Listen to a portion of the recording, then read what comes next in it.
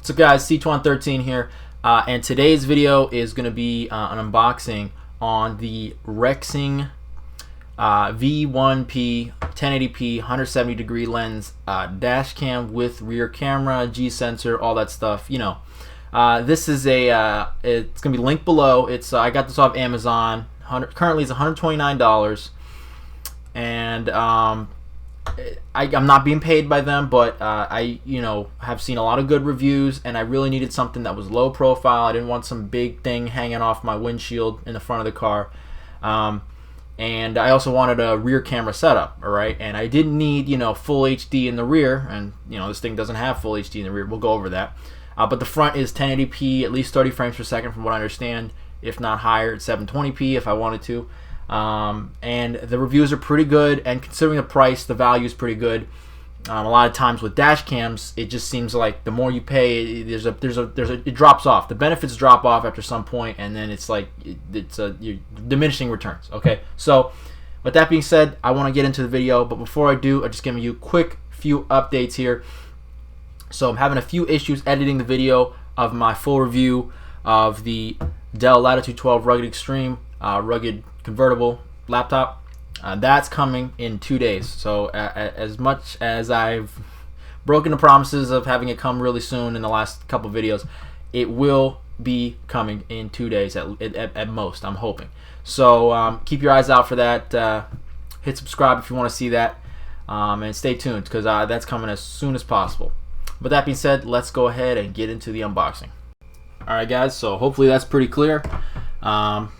But yeah, this is going to be just an unboxing. I'm not going to be doing any reviews right now or doing the install in this video. In the next video on this thing, I'll probably be either showing my finished install, or if I can, film it and do it at the same time, because I'm a one-man team here, so it might be kind of difficult. If I can film it at the same time, I will also show bits or parts of the install, but I probably won't be able to show the whole procedure. Although I will go over the entire procedure in the install demo. So like when I show the finished install, rather, I'll be able to explain how I got everything to fit. And I'm not sure how many of you guys out there have town cars, but this is pretty relevant to the town car, or pretty much any car with a powered mirror, and we'll get into that. So first of all, let's just open this. So we got a nice presentation here. It's not showy, it's not overly done on the box. It's just a plain box, but has some simple branding. And you know what? When I see a cheap product, and I don't mean cheap in a disrespectful way, I mean cheap as in price, and I see a cheap product with a simple, plain packaging setup, I'm not turned off by that at all. If anything, I appreciate that, because you know what that means? That means they spent less money trying to impress me on the outside and spent more money actually trying to make a better product. At least I hope. I hope that, obviously they could have just pocketed that money, but alright, so here is a little tray that comes out. I'll move this aside for just a second. I think this is the camera itself. And so here we're going to get into exactly why I chose this camera in particular, or at least this form. If you notice, just look at the shape of this camera. This is very different than a lot of dash cams out there. And the reason is that it sits up on the windshield like this. Alright, so I'm going to try to show you guys. So it's kind of difficult, but basically this shoots out the front of the windshield. So if the front of the windshield's here, and then it's at the angle of the windshield, which is like this, and it's just shooting out this way. The lens is right here. So what you get is a really low profile camera. So it's right up as close as you want to get it to the glass, so minimal reflections, right? And then of course it's minimal outside profile, because you're looking outside, you'll literally just barely see this, especially if you hide this next to where your mirror is, and that just underneath the factory tint line there. It'll barely be visible. Almost, it may be imperceptible, because people will not be looking there. They're going to be looking away from the rear view mirror mounting point, because they figure, oh well, you need to get further away from that to be able to see out the glass. So this is really good for stealth, especially if you want to have it as a security camera, or be able to catch things while your car's parked using the G sensor setup. Anyway, we'll go over all that, but this is really my reasoning behind that. And then of course you have this thing on the side here that allows you to move the lens to point in different angles. And what that lets you do, of course, is depending on the slope or slant of your windshield, you can adjust for that. And also has a quick remove bracket, as you can see here. So if you want to pull the camera out of the car, you can. Now, obviously, it's going to be more difficult if you want to pull the rear camera out of the car. That's sort of a more permanent mounting thing. But at least you can move the main camera to another vehicle.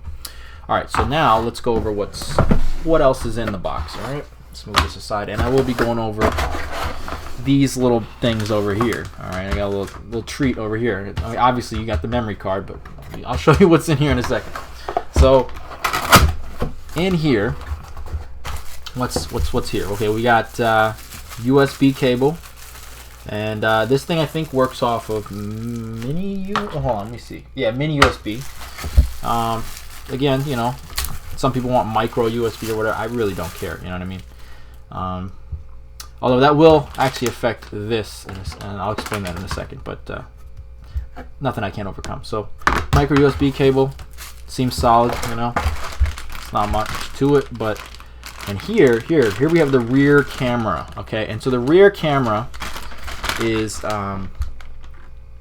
let's see, I'm trying to remember which. Okay, yeah, the rear camera is a VGA, you know, 640 by 480, so it's not great. I mean, it's probably the same resolution as my webcam I'm using right now, but again, it's enough to insure me in the instance of someone rear-ending me, that maybe, depending on where I am and how everything works out with insurance, that if someone were to rear-end me and then push me into another car, potentially I could have a case that the accident wasn't my fault. So anyway, I mean in terms of me hitting the person in front of me. Again, it's not perfect, but it does provide insurance in many senses of the word.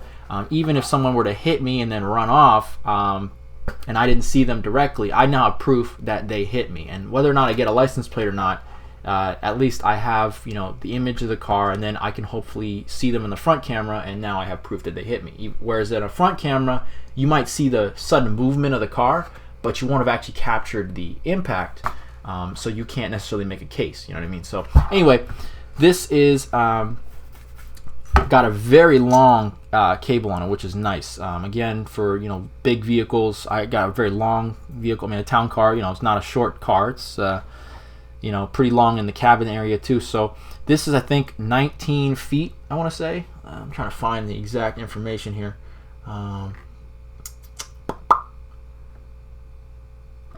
Yeah, hold on a second, guys. Yeah, okay, yep, that's right. So 19 feet for this. So that's a lot of length. So for most cars out there, especially small sedans, this is going to be perfectly, there's going to be plenty of length for you. In fact, it might be a little too much. You'll just have to zip tie it up and secure it somewhere. But this is plenty of length for me. And also, again, it's very well insulated, but it's not super thick to the point where it might be difficult to fit into trim pieces and stuff to get it permanently secured and hidden. So that's good. So overall, I'm happy with that. And then it's got some 3M type stick stuff on the bottom here, so you can mount it to the rear somehow. So, and then of course this is not as elegant as the front, but this bracket is bendable, so you could probably angle it however you want. All right, now we have the power adapter here, which is a 12-volt adapter to USB. Again, I would recommend against doing this because it's kind of a ghetto setup, and you know, the last thing you want in your car is more stuff hanging around. But if you really do not like to, if you don't know how to, or don't feel comfortable, or don't want to do any installation, this is an option. Okay, it's just going to look a little bit ugly, and actually in some states I'm pretty sure it's illegal to have wires draping directly across the windshield, so down from the windshield. So if you had this mounted up and you didn't secure it somehow, that could be a legal thing. But anyway, you have to look into that in your own state. But that being said, I will show you in just a second how I'm going to avoid having to do this, and I have a more elegant solution that may work for some of you. So, and then here we have our mounting bracket. So this is what mounts to the windshield itself using adhesive that then interfaces with this. So you put this on, and then it'll lock in place, and this will be held onto the windshield, and so your camera is very secure, and there's no wiggle here, which I really do like. So, but we'll go ahead and see if I can get that off. It's kind of stuck. All right. Well, that's good. I mean, I'd rather have it be stuck than not come off. I mean, than come off too easy. But anyway, here it is. And then here it is. And then the adhesive, the 3M adhesive. This is actually 3M branded adhesive, which is good for that piece as well. So that's actually separate. So in case you didn't want to use adhesive, or you wanted to like screw into this or do something else with it, they let you do that, which is nice. All right, and so there's a camera. We've already seen that. And of course, we just have some basic paperwork here. Tell us what you think. Say thanks. Give us a good review on Amazon. All that stuff. Rexing Dashcam. This is a nice manual. I mean, definitely no Chinglish in here. It seems pretty straightforward. Again, I've never actually had to work with a Dashcam extensively at all. I've never owned one. So it's going to be something to look into. Oh, okay, one last thing I forgot. Screws. So these screws come with the in the same bag as the rear camera. So like I said before, there's also little holes here. So in case there's something you want to screw this into, like a plastic trim piece or something, they do give you screws to do that. All right. So you might be saying, okay, so you got the dash cam, you got all that, right? Well, how you gonna power it? You told us that you're not gonna do the ghetto solution of the draping the cable, right? Well, what are you gonna do? Okay, well, you get your memory card, and by the way, I recommend a good amount of memory, especially if you're gonna have a 1080p camera. This is and especially since it's recording two streams or two data streams from the front and rear camera, you need a lot of space. So I found the most price-effective size was 64 gigs. I could have gotten 128, but it was like double the price. So I figured, 64 is plenty, and I'll just offload it if I want to keep it. And if nothing ever happens, I don't really care. So I'll just let it overwrite. You know what I mean? Because it's an overwriting camera. That's how it works. It doesn't just stop recording, when it runs out of space. So this, my friends, is my elegant solution. All right, so this is, I want to preface this by saying this is only going to work if your car has a powered mirror, rear view mirror. And what I mean by that is that your mirror has power going to it in any way. So it could even be a mirror that has what's that stuff, OnStar or whatever on it. So, but if any power goes to the mirror, then this should work.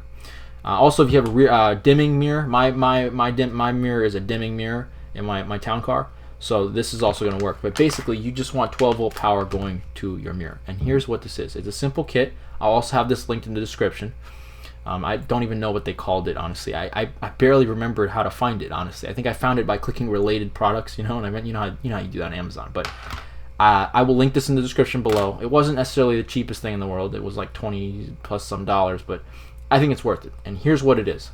So you'll see here, you've got two leads. You've got red and black, positive and negative, and you get on them two little probes. All right, and these probes go directly into the connector. And I'll insert an image right here of what I'm talking about. But basically, it gets sort of just probed right into the connector where the leads go into a connector in the car where 12 volts is, right where the mirror is. And then you have power right where you need your dash cam. So there's no more running a giant power line from either a fuse or finding some switched source if you want it to be switched. 9 times out of 10 the somehow something in the mirror is a switched source, so you could use that. It's not going to draw a lot of current. And then it has all the resistors and converters in there to convert it into USB. Now, the only downside, I guess, is the little shorty cable they provided is actually micro USB. So I'll have to get one that's a mini USB. But this still saves a lot of headache. And then the final thing they include is what looks to be a reversible zip tie here, which is nice. So as you can see, it's a zip tie, but it's got a little tab on it so that when I push it through, I can also pull it back, as you can see. So what this does is allows you to do real easy cable management. So let's say you got this up in the dash, or up in the mirror power connector. So then you route this over. You get your cable over here. Get your cable plugged in. Let's see. Make sure I'm doing this right, guys. All right. Again, everything's just heat shrink tube together, so you want to be careful not to snap anything off. But you get that in, get that into your camera, and you could potentially just have it all like this close together. So you know what I mean? This close together, and then you just get your zip tie here, your reversible zip tie, and you can just get that all together. Well, you get the idea. Okay? But the great thing about this, like I said, is it eliminates having to hide that power wire. And if you're only doing a front dash cam, so no rear, there could be no wiring. I mean, this is it, you know what I mean? And you just set your dash cam up to turn on to switch power, you know, in the settings or whatever, and you're good to go. Or if you want it to be recording all the time, you just leave it, because 9 times out of 10 the draw is so low that unless you're going to be leaving your car for, you know, 2 weeks plus, you probably don't have to worry about it.